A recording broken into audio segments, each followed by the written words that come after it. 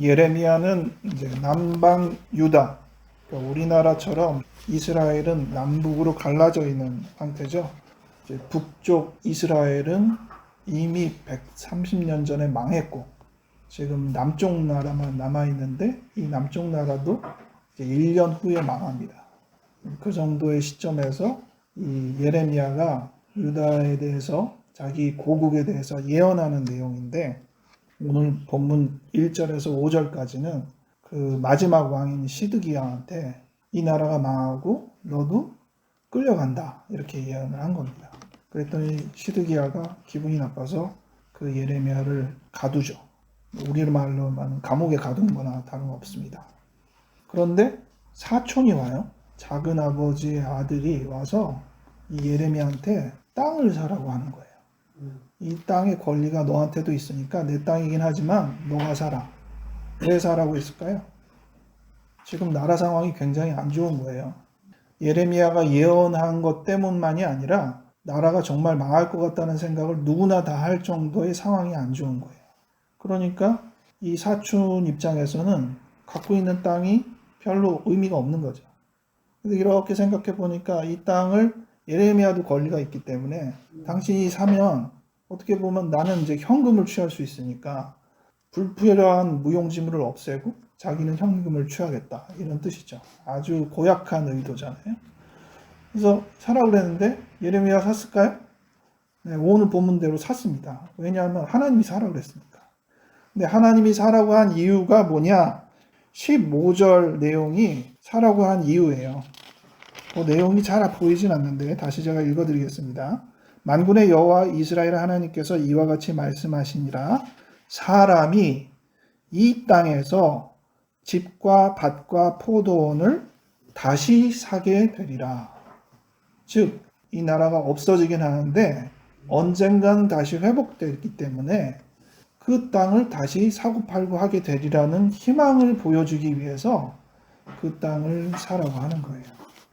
그래서 지금 예레미야는 두 가지의 하나님의 명령을 다 수행했습니다. 첫 번째는 이 나라 망할 것이다. 그리고 왕 앞에 가서 당신 끌려갑니다라는 말을 전하라는 거 수행했고, 두 번째는 사촌이 고약하게 자기 속셈으로 땅 사라고 하는 거를 샀어요. 이 두 가지를 통해서 우리가 어떤 것들을 배울 수 있는지를 오늘 잠깐 생각을 해보려고 말씀을 준비했습니다. 첫 번째는 하나님은 우리가 원치 않는 일을 맡기실 수 있다는 것이죠. 지금 예레미야 입장에서는 이 두 가지 다 별로 하고 싶지 않은 일이죠. 자기 고국이 망한다는 얘기를 얘기하고 싶겠어요? 설령 그렇게 다 느낀다고 해도 우리 이제 망했어 이렇게 얘기하고 싶지 않잖아요. 근데 그거를 하나님이 왕 앞에 가서 하라고 시켰으니까 별로 하고 싶지 않았는데 그걸 또 하게 되고, 또 두 번째는 자기 사촌이 자기 속셈으로 땅 팔려고 하는데 저거 사면 손해인데 근데 저거를 사야 된다고 하나님께서 말씀하시니까 사야 되고, 결국 하나님이 큰 뜻이 있어서 하신 건 알겠지만 사실 그거를 하는 내 입장에서는 굉장히 부담스러운 그리고 손해보는 활동이라는 겁니다. 여러분들이 생각할 때도 야 이거를 하면 나한테 별 이득도 없고 그런데 하나님께서 시키신다면 뭐 꼭 하나님이 아니더라도 중요한 이것이 이 세상을 위해서 꼭 필요한 일이라면 내지는 뭐 우리 사회나 우리 가정을 위해서 꼭 필요한 일이라면 내가 해야지라고 했는데 막상 그 일을 하는 게 나한테는 부담일 뿐만 아니라 나한테 손해라고 하면 과연 할 수 있을까? 이 부분을 생각해 볼 수 있는 본문이죠. 두 번째는 이 내용과 동일한 내용인데요. 때론 희망을 위한 결정이 손해를 보는 일일 수 있다라는 것입니다. 지금 하나님께서는 분명히 희망을 위해서 밭을 사라고 그랬어요. 근데 그 희망이 언제 이루어질지 몰라요. 몇 년 후가 될지, 몇십 년 후가 될지, 심지어는 자기 죽은 몇백 년 후가 될지도 모르는 판인데 그 땅을 상징으로 사라는 거예요. 그러면 잠깐 우리가 머리를 돌려서 희망을 꼭 그렇게 해야 되나요? 안 사도 되잖아요. 나중에 상황 변한 다음에 그때 사도 되지. 지금 희망이라고 해서 낭비가 될 법한 돈을 거기다 들여가지고 그거를 살 이유가 뭐가 있어요. 그리고 그냥 희망이라면 그냥 말로만 해도 되잖아요. 이 나라가 지금은 망하지만 하나님께서 분명히 약속하셨습니다. 언젠가는 우리는 분명히 이 땅으로 다시 되돌아옵니다. 이 땅은 우리의 차지가 될 것이고 우리가 지금처럼 이 땅을 우리가 거래할 수 있을 것입니다. 이렇게 예언하면 되지. 그거를 꼭 보여주기 위해서 상징으로 살 필요까지는 없잖아요. 그런데 그렇게 하라고 할 때 과연 우리는 할까?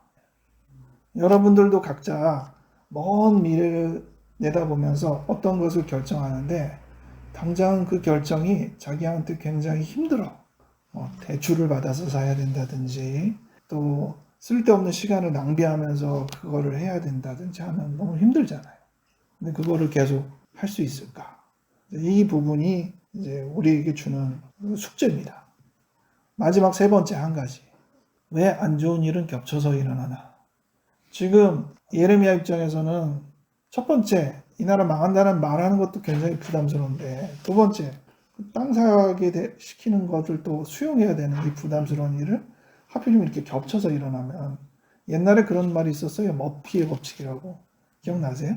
뭐 안 좋은 일이 있으면 꼭 안 좋은 일이 따라오더라. 뭐 이런 말을 할 때 그런 말을 했더니 여러 사람들이 뭐 나도 그래 하면서 무슨 일이 있었는데 무슨 일이 일어났다 뭐 이렇게 얘기를 하는데 사실 그거는 과학적인 근거는 없어요. 그냥 물론 안 좋은 상황이 생기면 여건 때문에 안 좋은 일이 더 생길 일이 많고요.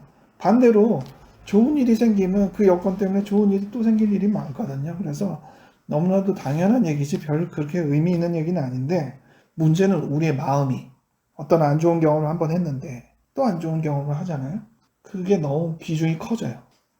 그래서 그냥 그 정도로만 안 좋은 마음이 아니라 훨씬 더 마음이 안 좋고 훨씬 더 마음이 힘들어집니다. 그리고 내가 이거 좋은 의도로 시작했다고는 했는데 이렇게 안 좋은 게 몇 번 반복되니까 하지 말라는 뜻인가? 또 내가 판단을 혹시 잘못한 거 아닌가? 뭐 이런 생각을 하게 되는 부분들이 되게 겹쳐서 일어날 때. 그렇죠. 근데 오늘은 제가 보는데 단순히 겹쳐서 일어나는 정도가 아니라 이게 완전히 중복되는 한 부분이 있는데 그거는 이겁니다. 지금 밭을 사라고 하는 이 이야기를 어디서 들은지 아세요? 감옥 안에서 듣는 거예요. 오늘 본문을 쓱 읽어보면은 나오는데 자기는 지금 갇혀 있어요. 근데 사촌이 면회를 온 거나 다루는데 면회 와서 하는 말이 밭을 사세요. 이러는 거예요. 아니 지금 내가 갇혀 있고 신세가 지금 처량한 상황인데 뭐 와가지고 위로는 못 해줄 망정 저런 말을 들으니까 얼마나 감정이 안 좋겠어요. 다른 데서 이런 말을 들어도 감정이 안 좋은데 지금 감옥 안에 있는 입장에서 지금 듣니까 훨씬 마음이 안 좋을 거 아니에요? 그래서 우리가 이런 식으로 상황들이 겹칠 때 훨씬 더 우리의 마음은 무거울 것이다. 그럼에도 불구하고 우리는 희망을 위해서 작은 선택을 할 수 있을까? 이렇게 절망적일 때 과연 결과도 보장하지 못할 희망을 위해서 하는 어떤 활동을 하는 그런 개념을 여러분들이 들으면 여러분은 어떤 단어나 어떤 상황이나 뭐가 떠오르세요? 그냥 한 가지 여러분들이 제일 많이 하는 비유는 이겁니다. 내일 지구의 종말이 온다고 해도 나는 오늘 한 그루의 사과나무를 심겠다. 누가 한 말이죠? 스피노자. 근데 그런 줄 알았어요, 저도. 그 인터넷에 제가 그걸 딱 떠오르고 찾아보니까 스피노자가 한 말이 아니래요. 철학가 스피노자가 한 말이라고 우리는 다 알고 있는데 재미있는 거는 그 말을 철학가 스피노자가 한 말이라고 생각하는 사람은 전 세계 인구 중에 대한민국밖에 없대요. 그러니까 누군가가 옛날에 그 문구를 쓰고 이 말이 스피노자가 한 말이라고 적은 거예요. 잘못된 인용을 한 거죠. 근데 그게 계속 구전이 돼가지고 대한민국 사람은 대부분 다 그 말을 스피노자가 한 말인 줄 알아요. 그럼 원래 누가 했을까요? 몰라요. 그냥 늘 내려오는 말이지 원래 이 말을 누가 했는지는 정확하게는 몰라요. 근데 유럽 사람들은 대부분 이 말은 누가 했다라고 얘기하고 있어요. 그게 누구냐면 마르틴 루터예요. 종교개혁자 마르틴 루터. 근데 정확하게 이게 마르틴 루터가 먼저 한 말인지를 알 수가 없어요. 그리고 마르틴 루터가 언제 그렇게 말을 했다라는 근거도 남아있지 않고 그냥 유럽 사람들은 이 말을 마르틴 루터가 했어라고 또 그걸로 구전으로 내려오는 거예요. 그래서 근거가 없어요. 그냥 좋은 경구라고 생각하시면 돼요. 세상이 망해도 나는 오늘 꼭 사과나무가 아니더라도 나무 한 그루 심겠다. 근데 뭐 망하면 나무가 맺어서 열매를 맺기까지도 몇 년이 걸릴 수 있는데 무슨 의미예요? 근데 그럼에도 불구하고 우리는 희망을 위해서 오늘 작은 한 행동을 하겠다 이런 뜻이잖아요. 비슷한 얘기를 우리가 이제 일제시대 때 독립투쟁을 했던 많은 선열들의 이야기를 통해서도 비슷하게 얘기를 듣죠. 영화에서도 아주 그런 부분으로 굉장히 훌륭한 대사들이 나오긴 하는데 그들이 목숨을 걸면서까지 사실은 별로 그것으로 인해서 빛을 발하지도 못했던 어떤 일들인데도 불구하고 그들은 그걸 위해서 다 희생을 하고 어떤 집안 사람들은 독립운동을 위해서 자기의 모든 재산을 다 털어가지고 자기는 사실은 이제 자손들은 굉장히 가난하게 살고 있고 이런 일들을 보는데 과연 그럴 일인가라고 할 때 오늘 본문을 생각하면서 여러분들도 한번 내가 하나님께 어떤 뜻을 받았다면 그것이 꼭 하나님의 뜻이 아니더라도 내가 옳다고 생각한다면 그리고 그것이 사실이라고 생각해서 나는 그것을 그대로 주장하겠다고 한다면 그런데 그것 때문에 여러 면으로 인해서 손해를 본다면 과연 나는 그것을 할까 결정하는데 오늘 본문과 함께 잠시 생각할 수 있는 기회가 되기 바랍니다. 기도하겠습니다. 하나님 아버지, 우리는 인생에서 많은 손해본 결정을 해왔습니다. 돌이켜보면 그 많은 결정은 내가 잘못 판단해서 한 결정이었음을 압니다. 하지만 그 중에 일부는 정말 그것이 옳기 때문에 그것이 하나님이 우리에게 명령하신 일이기 때문에 한 일이었음도 또한 압니다.